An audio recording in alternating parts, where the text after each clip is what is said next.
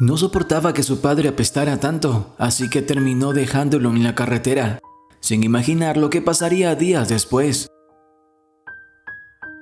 Natalia llegó a casa con su novio, dispuesta a concretar la conquista de aquella noche. La conversación en el bar había sido intensa y nada hacía pensar que algo pudiera salir mal. Era medianoche y a esa hora su padre solía estar durmiendo. Pero cuando abrió la puerta principal, se encontró precisamente con su padre, sentado durmiendo en su silla de ruedas, en la sala de estar. Aquella imagen incomodó enseguida a la acompañante de Natalia. Ella se apresuró a llevar la silla de ruedas hacia la habitación del padre, simulando que no había pasado nada, y se dispuso a continuar con su noche. Pero el hombre con el que iba Natalia no solo se había visto incomodado, sino que había sentido asco. No era la pobreza de aquella casa, ni la imagen del hombre en la silla de ruedas lo que le causó repulsión. Era un olor apestoso y repugnante, cuyo origen no logró identificar, pero que lo impulsó a abandonar aquella casa inmediatamente. La nariz de Natalia ya estaba acostumbrada a aquel olor, y por eso para ella lograba pasar desapercibido. Pero aún así, comprendió enseguida la razón por la cual su compañero había abandonado la casa, y sintió una ira profunda hacia su padre. Se encerró en su habitación y no logró conciliar el sueño en medio del sentimiento de frustración que embargaba su corazón en ese momento. Aquel asco se sumaba a una cadena de acontecimientos en la vida de Natalia que la hicieron tomar una decisión que cambiaría su vida para siempre. Al día siguiente, mientras la joven alimentaba la ira en silencio, su padre, casi humillándose, le preguntó a Natalia por qué no había llegado temprano para la cena que padre e hija tenían planeado. Solo entonces la joven lo recordó todo y comprendió por qué su padre había estado esperándola en la sala y no en su cuarto, como de costumbre. El día anterior su padre estaba cumpliendo años y le pidió que por favor le regalara una cena juntos. No pedía ninguna comida especial, simplemente quería contar con la compañía de su hija, algo que por aquellos días era cada vez más escaso. La muchacha había aceptado a regañadientes, pero antes de regresar a su casa pasó por un bar, convencida de que solo tomaría una cerveza para la sed. Pero la cerveza se convirtió en muchos tragos más. En la conversación con aquel hombre a quien conoció esa misma noche, olvidó por completo a su padre y se dispuso a divertirse con aquel hombre. Pero ni siquiera ahora que Natalia recordaba que le había quedado mal a su padre en su cumpleaños, sintió culpa. Seguía enojada por no haberse podido llevar a la cama a su conquista de la noche anterior. Y hasta pensó en regañar a su padre por no haberse encerrado en su cuarto. Pero entonces, Natalia recordó su macabro plan y vio una oportunidad para llevarlo a cabo. Hipócritamente, le pidió perdón a su padre y le dijo que para compensarlo esa tarde le daría una sorpresa.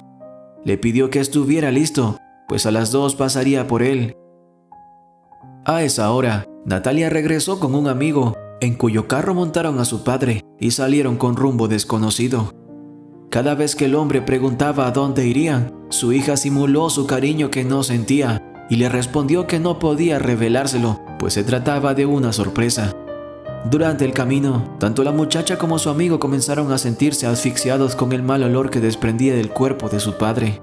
Disimularon no notarlo, pero, aunque estaba haciendo frío, abrieron las 4 ventanas del auto para que entrara un poco de aire y ventilaran el ambiente. Fue entonces cuando el hombre comenzó a notar que pasaba algo raro, pero postrado en una silla de ruedas, era poco y nada lo que podía hacer. 5 kilómetros después de salir de su ciudad, el auto tomó una vía secundaria y se detuvo en medio de una carretera desolada. Allí Natalia y su amigo bajaron al hombre y lo dejaron en medio de la nada. Sin volver la vista atrás, volvieron a subirse al auto y emprendieron el camino de regreso. El padre de Natalia se llamaba Iván y no imploró clemencia a su hija. Deseó hacerlo, pero el dolor que sentía en su alma se transformó en un nudo en la garganta que impidió que le saliera la voz. Al cometer aquel acto de crueldad, ni Natalia ni su amigo imaginaban lo que ocurriría días después. En su silla de ruedas, con los problemas de salud que lo aquejaban, con la temperatura cada vez más baja, con la noche cayendo sobre él, y en medio de una carretera desolada, Iván creyó que no duraría mucho más, sobre todo porque no estaba dispuesto a luchar. A lo largo de toda su vida había sido capaz de enfrentar las pruebas más duras, el abandono de su mujer, la enfermedad que lo dejó postrado en una silla de ruedas y el despido del trabajo de toda una vida, y hasta había sido capaz de hacer aquello que nunca sintió que sería capaz, recorrer las calles de la ciudad pidiendo limosna. Pero Iván había hecho todo aquello y habría podido hacer mucho más porque tenía un motivo para luchar.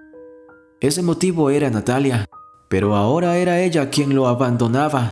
Haciéndolo, acababa con la única razón para existir que le quedaba, y pensó que lo mejor sería quedarse allí sin hacer nada distinto a esperar la muerte. Pero la voluntad del instinto es sorprendente y resulta capaz de tensar los límites del cuerpo humano y su resistencia hasta extremos inimaginables.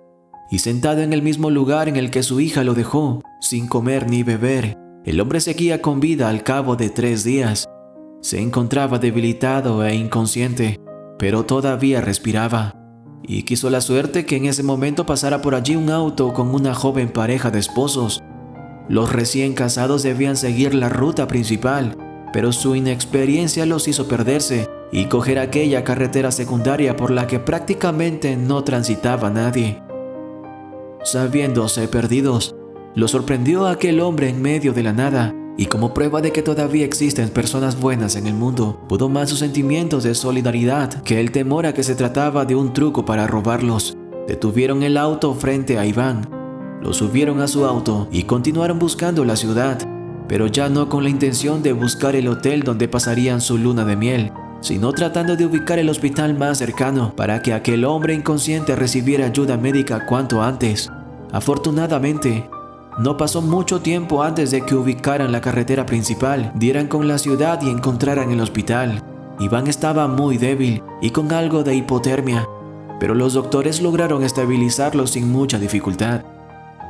La luna de miel de la pareja que lo rescató, sin embargo, tuvo que esperar un poco más porque justo estaban saliendo del hospital. Fueron abordados por una patrulla de policía que se dispuso a interrogarlos. Un hombre inconsciente que resultaba sospechoso, y las autoridades tenían que asegurarse de que la versión de los jóvenes esposos era cierta. Los recién casados empezaron a temer por su seguridad y se pusieron nerviosos, lo que no hizo sino aumentar el recelo de las autoridades.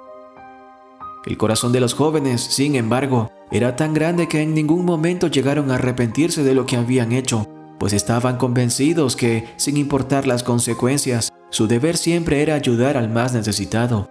Afortunadamente, el susto duró poco.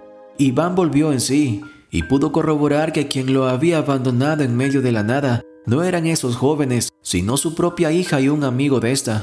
Y fue así como apenas una semana después de que Natalia concretara aquel macabro plan, ella y sus amigos fueron capturados por las autoridades. Durante el juicio, se supo que los malos olores que desprendían del cuerpo de Iván y que motivaba a Natalia a tomar aquel terrible decisión no tenía una causa distinta a la falta de aseo. Por la movilidad restringida de su cuerpo, el hombre no podía limpiarse correctamente y necesitaba para ello la ayuda de alguien más. Pero este alguien nunca fue su hija, que prefería vivir una vida nocturna en medio de bares y cervezas. Natalia y su cómplice fueron enviados a prisión, al tiempo que Iván fue apadrinado por aquellos jóvenes, ambos huérfanos, que desde entonces costearon los gastos de una enfermera a tiempo completo que se encargara del cuidado de aquel hombre.